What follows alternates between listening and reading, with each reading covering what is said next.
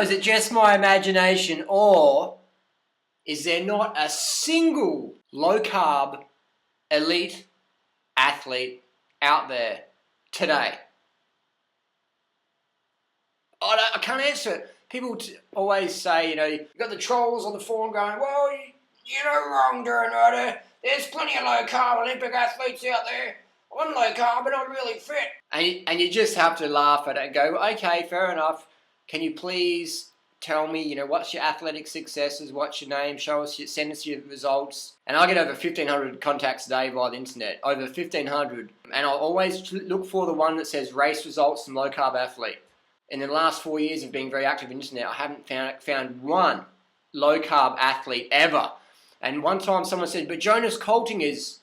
No, Jonas, the Swedish triathlete dude from Scandinavia or wherever up there. So I contacted Jonas and said, Jonas, how many grams of carbs do you eat a day? Do you eat under 150 grams of carbs per day every day of the year? And Jonas says, oh, no, I eat much more than that every day, every year. I eat a lot of carbohydrates. I do not eat low carb, but I promote the healthy fats. Yeah, I promote the healthy fats, yeah? So people confuse because someone promotes flaxseed oil or coconut oil, they think, oh, they eat low carb. But the reality is they don't. And all you have to do is ask them and get them to send you their menu planner. You can do the basic math. If you can't do the math, get your 8-year-old son or daughter to do it for you, and you'll see quickly that they're eating over 150 grams of carbs per day, every day. So that's just the reality. We have vegans winning gold medals at the Olympics, guys like Carl Lewis. We have vegan national bench press champions like Noah Hannibal. We've got vegan UFC fighters like Mac Danzig. We've got vegan cyclists. We've got vegan marathon runners. The greatest marathon runner ever in the ultra world distance scene is Scott Jurek in the male category. Go figure. We've got in the Tough Mudder competitions, the toughest woman on the planet, that's their rating system in the Tough Mudder comps, look it up, is a lady recently, she's 42 years old and she's a vegan. And they rated her the toughest woman on the planet, and she's a vegan.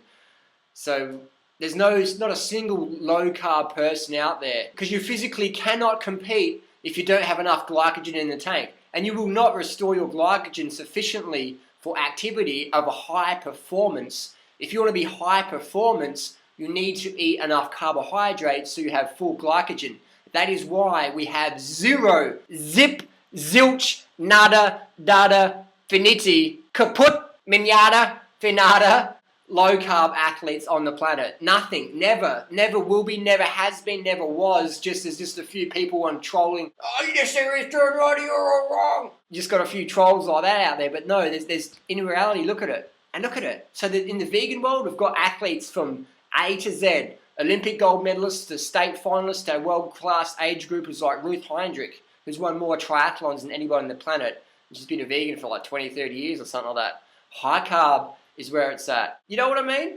So all these people like Rob Wolf and Mark Sisson and Sean Croxton, sincere guys, but just sincerely wrong. They don't have any idea. They're not competing at national level sport or state level sport. They're not even competing at district level sport. All these guys can do is throw some frisbee on the beach with the dogs and that's fine, that's cool, nothing wrong with that, having that low level fitness, nothing wrong with that. That's, I'm not making fun of everyone, if you want to have low level fitness, cool. I'm not into low level fitness, I'm into high level fitness. I'm into when Lance Armstrong comes to town, I'm going riding with him. And the only thing that's going to stop me is maybe security entourage. My fitness isn't going to stop me ever because I eat high carb every day. Does that make sense? So if you want to have fitness, now fitness and slim body, they come together. You get to eat a lot of food, you get to stay slim, and it's all win-win. Now that sounds like fun.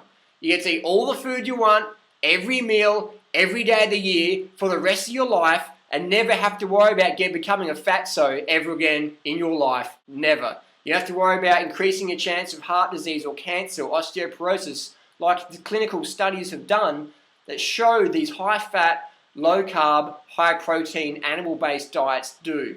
Just look at Dr. Atkins. Rest in peace, Dr. Atkins. Dr. Atkins was obese at 258 pounds in the autopsy table, and he had chronic arteriosclerosis. So he had chronic heart disease. He died prematurely, and he was obese. If that isn't enough warning for you, and then we have Stephen Burns, who died of stroke at age 40.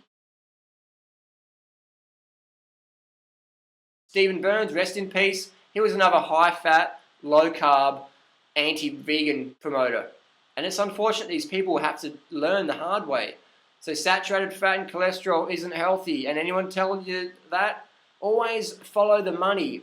And magically they're always selling you some little special protein powder or some special fish oil capsule thing. So low carb's a scam. It's just people telling overweight, apathetic, ignorant fatsos, you got fat from eating like a Chinese rice worker in the fields. Cut out the fruits and vegetables and rice because that's what made you fat. And make sure you load up on the bacon, eggs and sausage and slather it in lard and fry it up. Because you got fat on rice and fruit. You did. You know it. It was the bananas, man, and the steamed rice and broccoli. It just blew you out. So get on the fucking high-fat stuff and just slam it in, and you'll wake up one day really lean. And make sure you buy my protein powders and fish oil supplements and my special book on the cholesterol con. Yeah! I mean, it sounds crazy, but it's true. Just look around, read the forums. People are dumb. People get suckered into any little scam and fad. So how do you decipher from the fact versus fiction, from the bullshit and the marketing versus the truth? How do you decide? How do you discern? How do you decipher? Follow your heart. Get back in touch with common sense. Look around. Travel a little bit. Go to China. See what these people eat. Are they getting fat on rice? Are they getting fat on fruit? I don't think so. And watch what all these low-carb people say about us high-carb promoters. You guys are too thin, man. You guys are too fast on the bike, and you guys run too fast, and you guys win too many bench press competitions. You're too lean, you're too ripped, you're too shredded, you're too light. But carbs make you fat, and all you guys are too lean. I don't know.